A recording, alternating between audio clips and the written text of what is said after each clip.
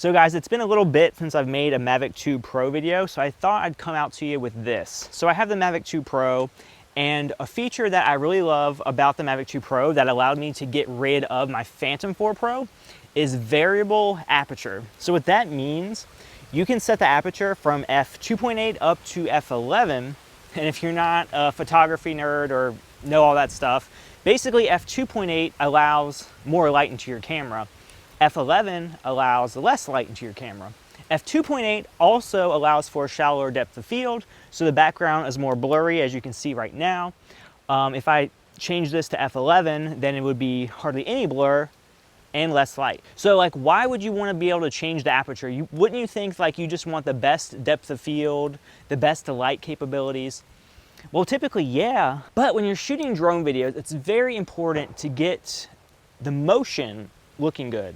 So to make the motion look true to life and cinematic and accurate how you would normally see it, you have to make sure the shutter speed is correct. And if you are not a filming nerd or a video nerd, your shutter speed has to be double your frame rate. So I'm shooting at 30 frames per second on my camera and my drone, so I try to keep the shutter speed at 1/60th of a second. Any more and it just looks too smooth. So with the drone, if you shot at f2.8 and you didn't have any type of filter on it, you would have to have a really quick shutter speed so everything would look too smooth. It would be like too unnatural. So what you can do, you can change it to f11 and then your shutter speed will be slower, which in theory should fix it. But if you're filming like in the middle of the day like me, sometimes it's just not enough. And then also too, maybe f2.8 looks better anyway. So in this video, guys, we're just gonna test out to see, are ND filters really needed on the Mavic 2 Pro? And we're gonna test some before and after shots. And it is so windy, guys. Hopefully my microphone is not picking up wind. I don't know. We're testing out my microphone quality too today because it is super windy. So yeah, let's get this thing up in the air. So guys, you can see this demonstration, we're shooting at f2.8 on my camera, but the shutter speed is 1/2000th of a second. So you can see how the propellers look so unnatural on the Mavic 2 Pro.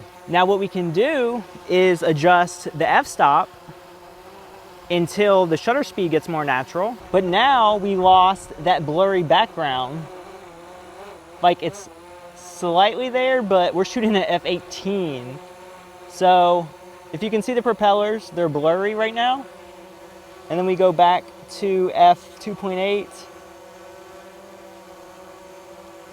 They are very unnatural, kind of jarring, but the background is crispy and blurred out. So now we're gonna put an ND filter on the camera. And now you can see with the ND filter, the background is blurred out and the propellers are behaving naturally. So that's cool. And guys, I'm testing the Freewell ND filters, and they also sent me this landing pad to test out as well, which I think is really good if you're flying in the grass and you don't wanna like hand launch it. Make sure the propellers don't hit any like sticks, grass, anything like that. The home point has been updated. Please check it on the map. So guys, we're just like out in the open field back there, and the shutter speed to keep the shot properly exposed, because we just have it on manual or automatic mode, is 1/2500th of a second. So guys, I said we need to have the shutter speed at 1/60th of a second. So we are so much, like we're collecting so much more data, and it's gonna make the shot so smooth, like too smooth where it's bad. So let me show you that, guys. Okay guys, so that was just auto mode, and I saw the shutter speed go up to like 1/6400th of a second. So it should have been too smooth. So what we're gonna do now, guys, is we're gonna set it to manual mode and try to get the f-stop to like f11 to see if we can kind of fix that the shutter speed issue. Okay guys, so at f11, it did help with the shutter speed a little bit, and you probably did notice a little bit more motion blur. But still, like it was like f500, f240, so it still was not perfect. And then also too, a lot of people may not just want to shoot at f11 all the time anyway. So the question is, are ND filters needed on the Mavic 2 Pro? And yes, if you want a proper cinematic shot that's properly set with shutter speed to make it look the most cinematic, yeah, you definitely need them. Even from the f2.8 to f11, certainly needed if you want that perfect shot. So I'm going to show you how to install ND filters, and I'm going to show you like what the difference they make. So guys, to get off the ND filter, I believe you turn it counterclockwise and it just pops right off. So this is just like just a protector for the lens. It's, I think, just UV. It's nothing, it's not like polarized or anything like that. And then we just want to figure out what ND filter to use. I'm going to go to ND16 just because it's really bright out. This set from Freewell goes from 4, 8, 16. So it's probably better for like cloudy days or sunrise and sunset. Freewell also makes ND filters that go up to like 64 or even higher. Okay, so then to put it on, we just do the opposite. You just line it up and then you turn it clockwise. Okay, very easy. So it's on. And so you do not lose your precious UV filter that came with your Mavic 2 Pro. I would suggest putting it in your case. So now we're going to go back into our app. We're going to adjust the aperture to 2.8 now, see if we can get it there. Ah, perfect. So right now it is at f2.8. Shutter speed is 1/50th of a second, which is a little bit off, but we'll allow it. So let's go out in the sun and then see how we need to adjust the settings from there. So guys, so the ND filter is allowing us to do f2.8 at shutter speed of 1/160, which is so much better than 1/3200. We probably could get away with like an ND32, but we're so close. Right now we can just go into the settings, up the aperture like a little bit. So we are at f4.5, which is a lot more shallow than f11. So now we are perfect. So let's see how this looks. And I think that looks so much better. You really get this like sense of speed when the shutter speed is set properly. If the shutter speed is too quick, it doesn't even look like you're really, you can tell you're moving, but it doesn't really look like you're going of any speed of significance. And I didn't even have the drone on sports mode. I just had it on normal positioning mode, so it wasn't going the fastest as it could go. And also guys, you can tell like I'm not shooting in absolute manual mode. I'm still kind of adjusting the aperture and letting the camera do the other settings, because the shutter speed can change a little bit. That's fine. Because if you have everything absolute manual and the sun comes out, or your drone is just positioned somewhere else, the exposure could change, which not a big deal. It's probably easier to edit if you do full manual, which I can show you. So here's full manual, and you can watch the exposure value to see if the shot is exposed or not properly. So we can see our EV value is 0.0, so we're good. Now you can see the exposure value is 0.7 or negative 0.7, so we should lower the aperture. But then when you show the sky, you can see the EV value changes. So that's what manual mode does. You have to really pay attention. Did y'all see those birds? They're mighty close to me. So now we're tracking the cow, and we can kind of go around it.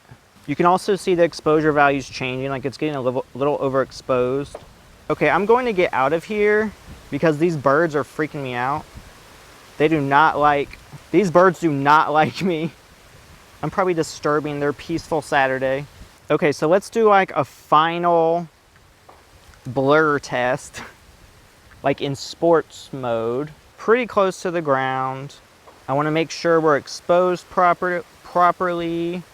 It's really gusty out, so it's having trouble.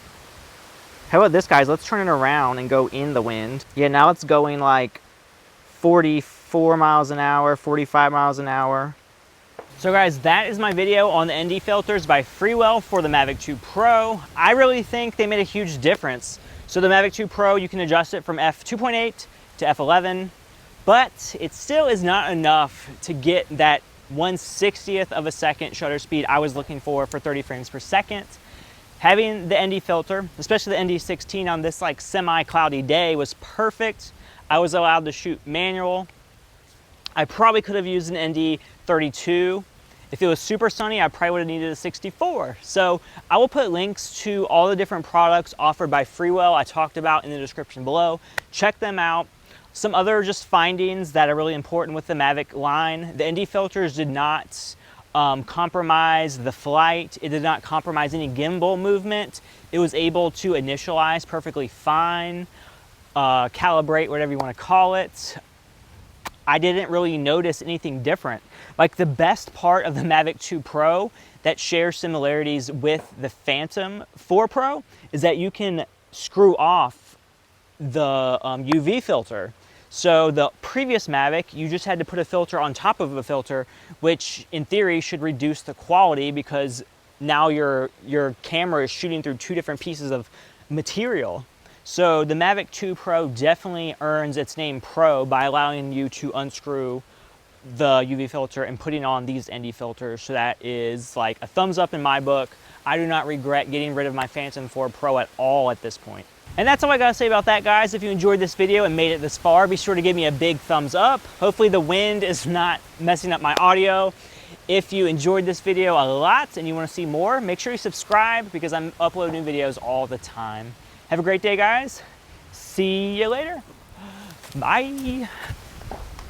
So guys, I think we're done. I gotta walk back to my car. If you guys did not know, like when I film drones, I walk out so far, like in the middle of nowhere, just because I don't like talking to people. I know that sounds really bad, but it's like when I'm filming and flying drones, I don't want people bothering me. I will go to a park, go through a gate where like cattle graze, and then start shooting. And I've even had instances where people hear my drone and they will make an effort to find me, and then they will not come up to me and talk to me. They will just stare at me. And I feel super freaking awkward just like knowing someone's watching me and I'm talking to a camera and I'm flying a drone. I don't know. And I really need to get a lighter tripod because this is like my studio tripod. It's metal. It's got the fluid head on it. And I have my small bag. So I can't really attach it to it. But my arm is killing me. If you didn't believe me, there's the cattle grazing area. That's where I go. So I'm just one with the cows. I feel at home, honestly. I'm out of shape. This freaking, hold on. That tripod is killing me.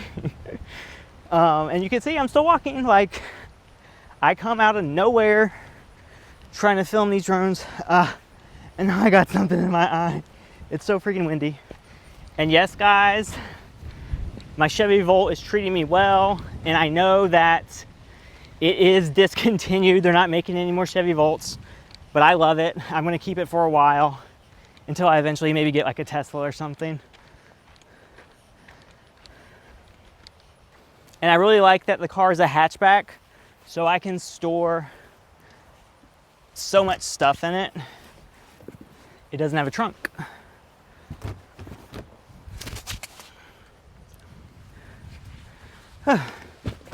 Okay.